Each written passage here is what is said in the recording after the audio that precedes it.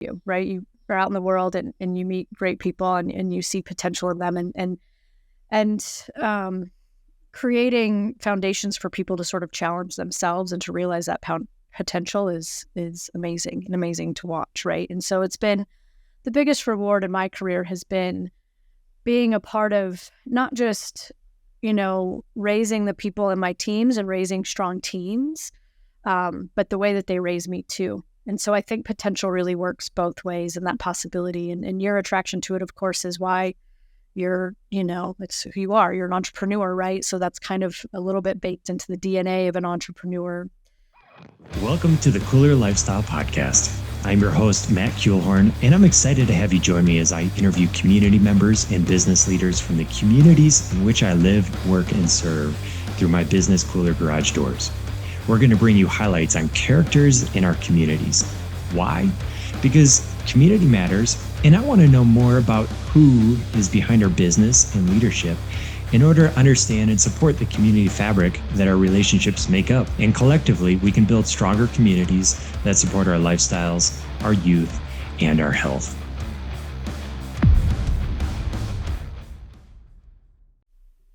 Ladies and gentlemen, welcome to the Koolers Lifestyle Podcast. I'm your host, Matt Kuehlhorn. Today, I am sitting down with my friend, Delaney Keating.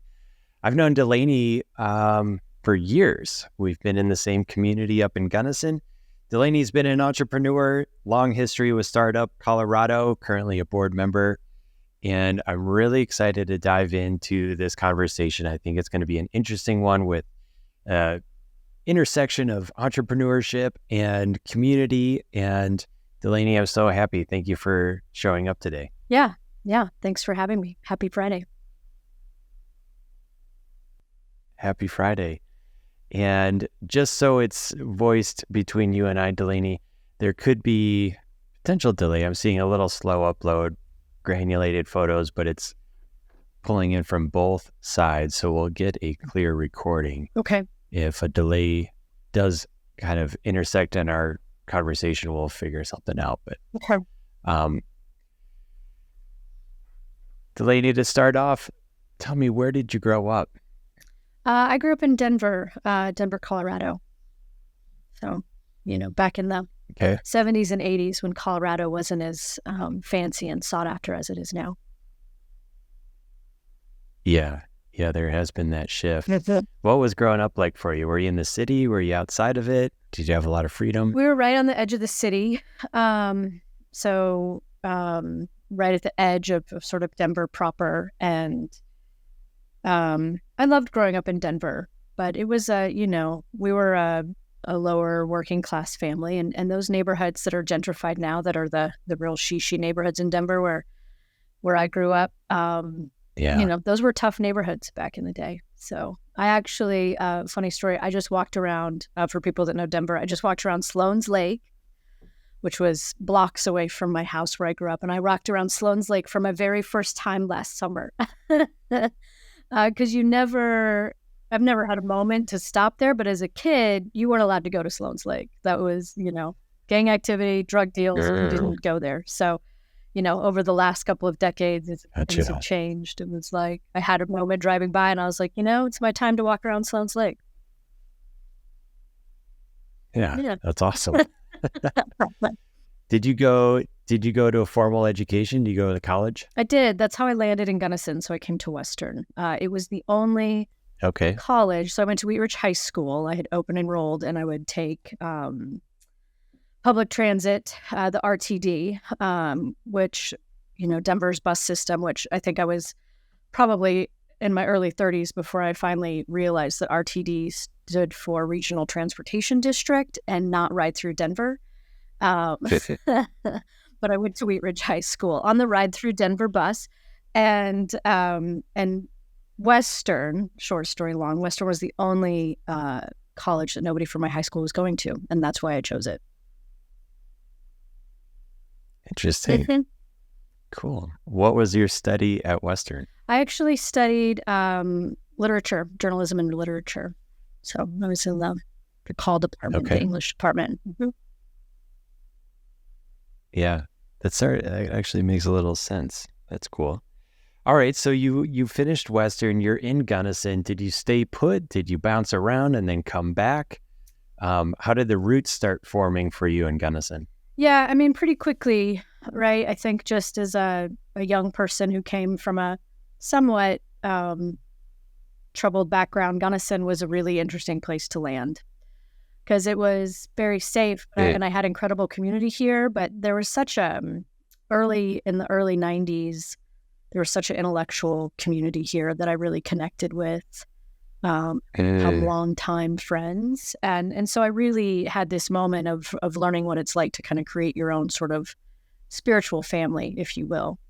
And then, you're young, and you go to college, and then you get married and you have a kid, and you're not going anywhere until that kid graduates high school, which just happened this May. So I've actually been here for 28 years.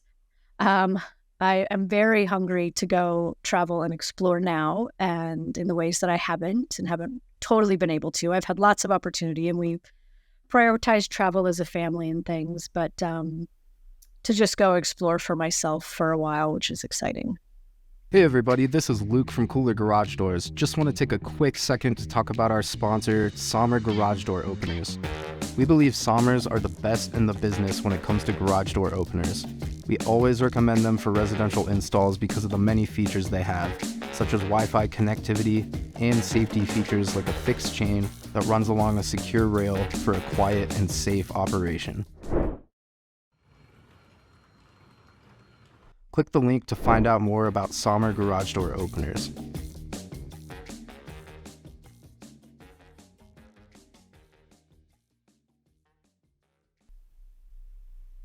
Yeah, Yeah. that is exciting. Yeah.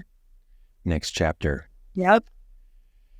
Tell me, so I think, like I shared in our intro, like I've known you for a minute now, and certainly small town interactions and such, but I really have you locked in my mind as an entrepreneur.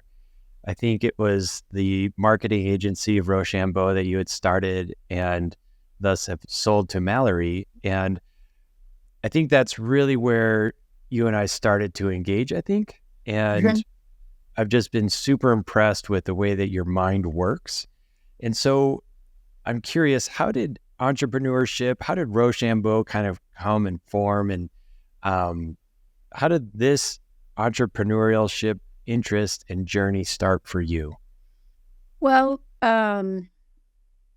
yeah, I know, right? From a literature major to a marketing agency at all the places I've been, I definitely have a winding path in my career. Entrepreneurship is sort of baked into me. It's in my family. My dad's been a hustler of many things. And one of the fringe ways that entrepreneurship actually kind of got baked into me, and something I was comfortable with if I look back at my life, is both in high school and in college, I was terrible at math. And somehow, magically, I was allowed to opt out of certain math requirements and take finance instead. So in high school, they let me stop at geometry, and I took finance. And then in college, they didn't even make me take the 099 like pre-algebra requirement, and I took finance again. So I ended up with this foundation in finance, and then just being a creative person. But I know that strange glitch in my education just really gave me kind of a foundation and a level of comfort going into business. And so that's kind of where it starts. And then, really you come out of college with a degree in writing and literature, and you think you want to go be a writer, and you start to learn that there's not a lot of money to be made there. And so I sidestepped into production, and that's when I got into design, and having the writing background and the creative writing background and the design foundation is what made it possible to have a marketing agency, because those are the two components that really come together for that work. Yeah. Yeah, I see that. Stories. Yeah. I see that. So then expand on that journey a little bit, because you had the marketing agency, you exited that. You've been involved with Startup Colorado, which I'm imagining lets you jump into other small businesses throughout Colorado and see different insights and glean different things. How has that formed your thinking of business over time? Oh, yeah. I mean, so much. The experience I've had as somebody who's lived in a small town in Colorado with the ability to get to know both communities and creatives and entrepreneurs around the state in a couple different capacities really sort of founded my philosophy in the work. And some of it starts even earlier. When I owned Rochambeau, I would do some work as a representative for the Colorado creative industries and worked with some different communities who were pursuing that creative district designation in the state. And that sort of gives me my first window into that. And that creative component is something that I really see is built into entrepreneurship that I don't think always gets enough airtime, right? A lot of entrepreneurship is coming from very creative people. So there's a great intersection there with creativity and entrepreneurship that we're not totally bridging on the ground, but I think it's sort of will continue to come together. And then with Startup Colorado, what an incredible moment to work with a team and serve the state. And so not only did you learn a lot about all the entrepreneurs and founders on the ground and the people who are doing great things from, small isolated places, it's the community work and the communities that are behind them to try to change sort of the story or change the story of what's possible in a community. So a lot of the work at entrepreneurship has to do with people being willing to believe in what's possible and take risks to create something that's possible. And then when you're on the back end supporting them, you're thinking about systems of potential to support their potential, right? To support the potential of that community and the potential of that entrepreneur. And so for me, the work really comes down to, you're helping really tell stories. It all just goes back to that English degree because these are communities that are trying to evolve maybe out of an old story and tell a new story. And this is an entrepreneur who's bringing sort of a new chapter and a new story to life. And they're inviting people and employees to be part of that story and the success of that story, but they're also contributing to the success and the evolved story of that community. I love that. Yes. I want to dive into potential a little bit. Okay. Because one of the components, and I think this will eventually tie in the thread here, but one of the components of my journey is, I will look at people and people that I bring into the company and people that I see on the street. I'm like, there's massive amounts of potential in this human. And yet it doesn't always get expressed into ways that are economically viable. And I would imagine that would be similar to an entrepreneur's journey. And I can think of me as an individual, like I have more potential than I've expressed. And it's a challenge sometimes to like de-layer whatever might be blocking potential or find the avenues to communicate potential. So, I mean, from your experience, I think potential and possibility, like that's part of my essence. I think it's endless. I think it is only limited by our beliefs and maybe that's about it. But where would you land on defining potential and then how do we extract it? How do we bring forth more? Yeah. Well, yeah, I mean, that's a big question. But I think if we look at it, just in the context of the self and the business, right? Because I'm similar to you, right? You are out in the world and you meet great people and you see potential in them and creating foundations for people to sort of challenge themselves and to realize that potential is amazing and amazing to watch, right? And so it's been the biggest reward in my career has been being a part of not just raising the people in my teams and raising strong teams, but the way that they raise me too. And so I think potential really works both ways and that possibility. And your attraction to it, of course, is why you're, it's who you are. You're an entrepreneur, right? So that's kind of a little bit baked into the DNA of an entrepreneur. But when we have teams and companies and we look at, okay, so the potential inside, say, the founder or the CEO is directly linked to the company.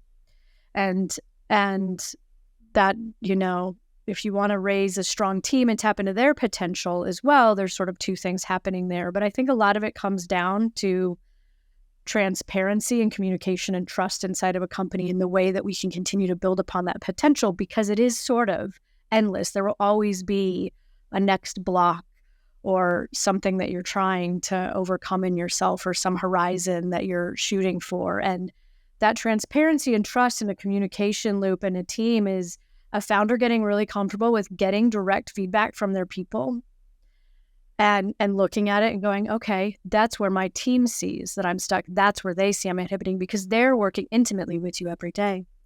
And conversely, having that ability to look at people and build that trust so that you can come in and challenge them in their growth as well.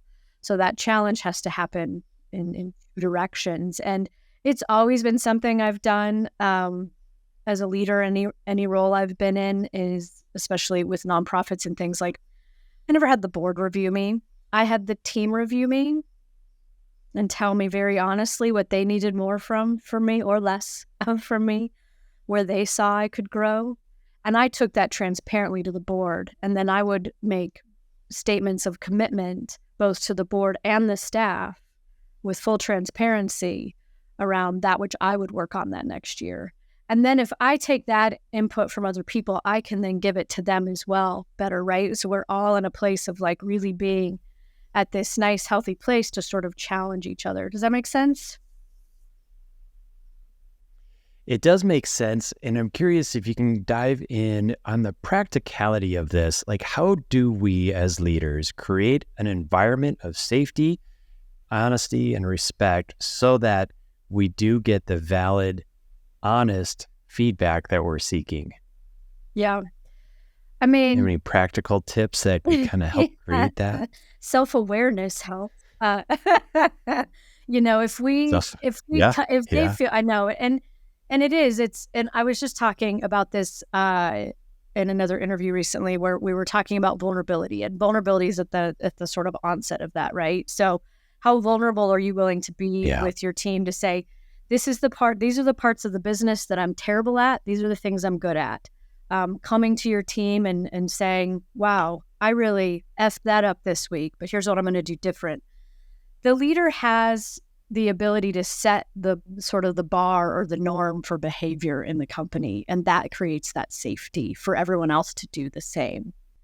And so the more that we just show up in the way we want other people to show up, and if we want to be able to challenge their growth, then we have to be willing to sort of show them where we're challenging ourselves with honesty, but then also starts to allow for that feedback to happen. And I don't think any of this happens overnight. It takes time in building teams, and it just depends on the team and the leader and the work and, lots of components to determine how long it might take. But I think it's possible. And one of the things that was discussed around vulnerability in the last interview I had was that these words like vulnerability and trust and transparency become just words. We talk about them a lot, and it's easy for anybody to say, I operate this way, or I desire to operate this way.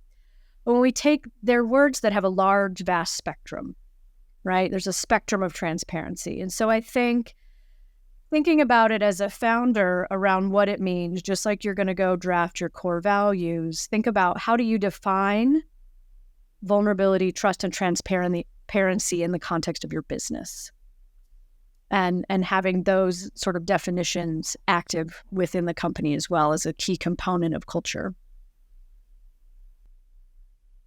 Yeah. How do you currently define entrepreneurship? Wow, that's a good one. So a couple things about entrepreneurship. I think it is a creative pursuit. And I think what we have to be careful of in entrepreneurship is that we don't inadvertently create classes of entrepreneurs. And that's something we talked a lot about at Startup Colorado. Okay. So inside small towns, you can take a lot of our rural towns. You have a lot of things happening. And there's everything from the person who's starting a bakery or some sort of product or good or producer at a farmer's market who's making something, to, literally somebody putting parts in space. And we have to keep those level, that those are all of equal value as entrepreneurs. So I think entrepreneurship is a creative pursuit at its core. It's about tapping into and making something possible in the world. And then I think the next important component of it is that entrepreneurship is about agency, and it's about your individual agency to create personal, community, and family wealth. And that's something that's really important in this country, and a really important component of entrepreneurship in the way that it builds the fabric of an economy, but inside of a cultural context. You're at a wildly different level than the level of money I'm sensing. Like, money is a part of it to facilitate the transactions, but there is depths where there's culture, there's individual possibility, there is this creative spiritual expression. Yep, totally. Yep. I mean, if we look at things like wealth or abundance, right? It's not just about money. It's really about sort of the fabric of all of it. Mm-hmm. That's right. Well, here's my question. Is entrepreneurship nature or nurture? Well, I think it's both. I think it can be both. I think, I think it probably, there's a lot of people who have more of a natural penchant for entrepreneurship. But just like creativity, it's in all of us, and people don't recognize they're creative. People see creativity as being sort of a directly related to, the fine arts, say music, art, things like that. Creativity is just neurons firing to solve problems in unique ways at its simplest, right? So I think it is both. And I think really, where it gets interesting, we used to talk about it even in marketing and design. It's like sometimes a person's really creative, but if they don't have the tools to express that creativity and they have great ideas, then we have a roadblock.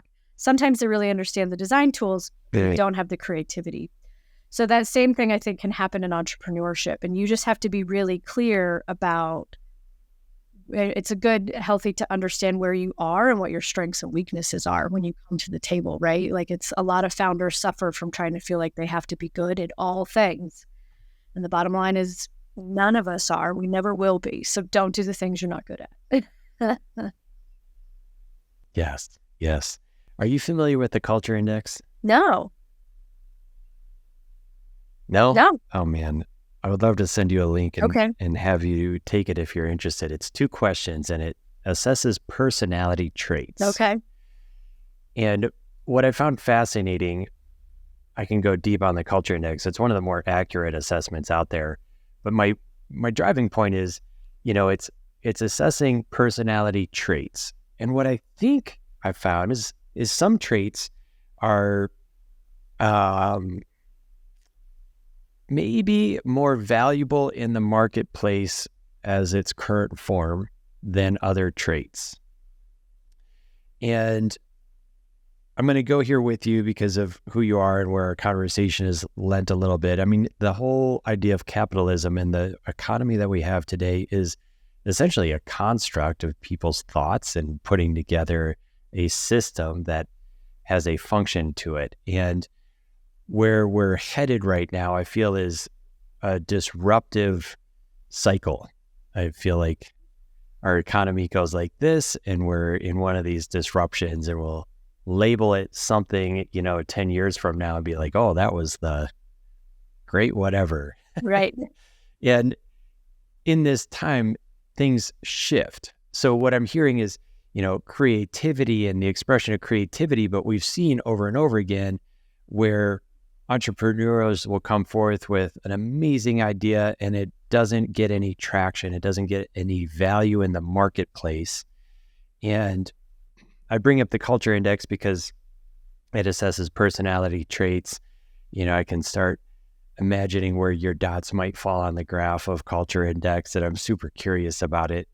But in the realm of nature, nurture, and thinking that it's both, and then being able to imagine somebody listening to our conversation right now who might have an idea, a creative twinge, a entrepreneurial seizure, and want to start something, like what would you identify as kind of those critical skills?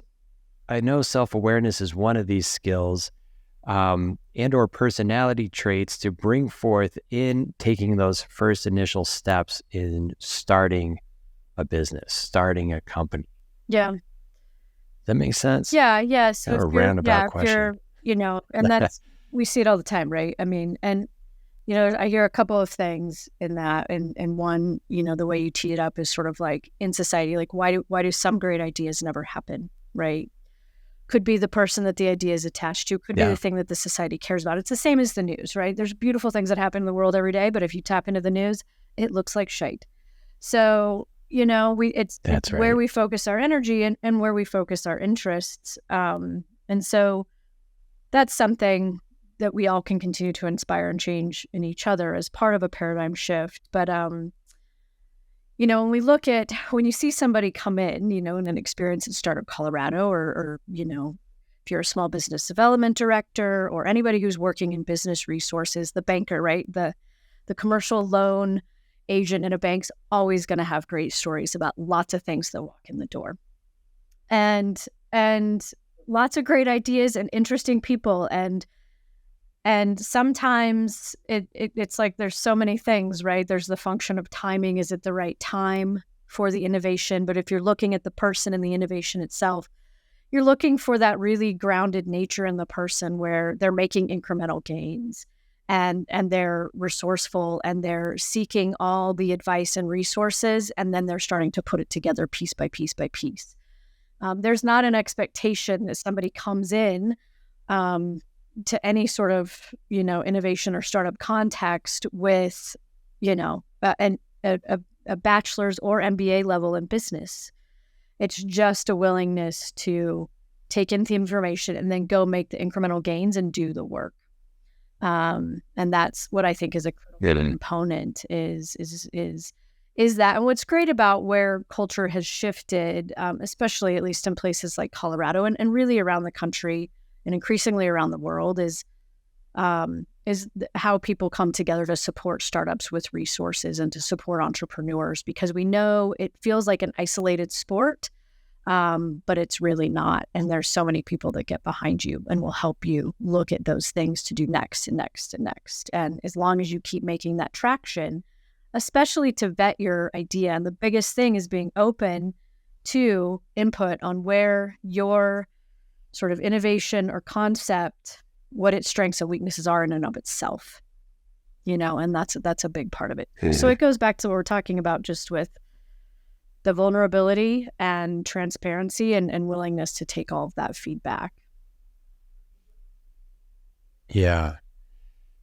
Do you think that right there, the receptiveness, kind of setting the ego aside, is a critical, I'm trying to identify if there's a pinpoint of why so many businesses fail, and the ones that succeed, are they potentially the more receptive, vulnerable, open to shifting ideas, change, than the ones that fail, that might be locked in, like this is the way, and if it's not received in the marketplace, it's not the way?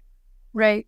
Yeah, I think it can be a huge component of failure if you're not receptive, right? If you're not listening, if you're not asking questions about your concept before you go into business, if you're not listening to your staff once you're in business, if you're not listening to your customers once you're in business, then you're not taking in the critical information to change and evolve what you're doing moment to moment and sort of have that agility and flexibility. So I think receptivity is a big piece, and ego can be a really big piece of it too, because the thing, right, whatever the business concept is, the thing has to be allowed to go take a life of its own. And so I think it's really healthy for entrepreneurs to sort of separate themselves as best they can from the thing, and that's not easy work to do, right? But it's like, that's my business concept. It's not a direct reflection of me. One, it's going to make you more comfortable with with failure, but also more receptive to information, and to just care about the success of the thing as separate from you. And that's, a big part of that. That's a huge part, and I see that as a challenge, because so much of the identity of a business owner can be wrapped up in that business, and it's not really true. Yeah. We're going to inject into that business, but it is not me. If Kooler was to fail tomorrow, it's not the failure of Matt as a human, as a spirit, and there's the next one. So totally. I appreciate that. Yep. And I think too, something I discussed recently with a gentleman named Cameron Harold, who runs a group I was part of called the COO Alliance, is the importance of a founder not just having a vision for the company, but drafting a vision for themselves, and sort of looking at those two things as separate. There's certainly going to be the success of the experience of a founder baked into the personal vision, but having two different visions in life and making sure that you're taking time to have your personal vision as well. Yeah. I love that. Great point. Delaney, what are we excited for? What's in the future? Oh man, that's a loaded. Yeah, that's a loaded question for me. I know. I have been for many years dedicated to bringing out potential is something that I care deeply about. It's been sort of the undercurrent in my working life, right? Like my biggest rewards have been watching Mallory take the reins at Rochambeau, watching other people who worked with me go on and be very successful, and being a part of that. Watching Startup Colorado have this whole life after my leadership. Being a leader in those ways has been really powerful. And then at Startup Colorado, a lot of the things I've done over the last decade have been me contributing to other people's ideas and potential. So with my daughter just graduating high school and off to college, and me taking a sidestep from work and on sabbatical, I am focused on my own for a minute, and really looking forward to seeing what I find. Yeah. That is beautiful. Well, if you're open to it, Delaney, I'd love to have ways of allowing people to reach out to you. And are there social handles or contacts that you want to share? No, I'm like a marketer in rehab. I'm going to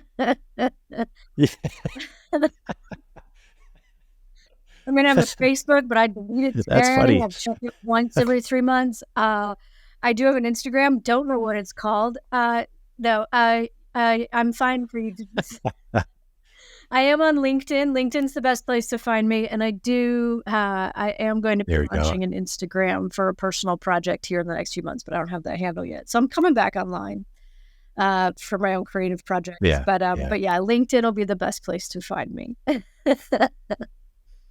love that. Yep. Well, for listeners that want to reach out to Delaney, we'll have her LinkedIn handle in our show notes. Delaney, I really appreciate the conversation, and I certainly honor and respect you and what you have been doing through your life. So I've been watching your journey, and I'm just a big cheerleader and a big fan. So thank you for your time today. No, thanks, Matt. And likewise. So it's fun to watch each other evolve in close quarters in these towns. So, cheers. Well, cheers. Ladies and gentlemen, thank you so much for listening to the Koolers Lifestyle Podcast. We count on your subscriptions, your likes, your shares, and I encourage you to do that now. If you're watching on YouTube, go ahead and subscribe, lower right-hand button. If you're on audio, download this, share it, and we look forward to having you on the next one.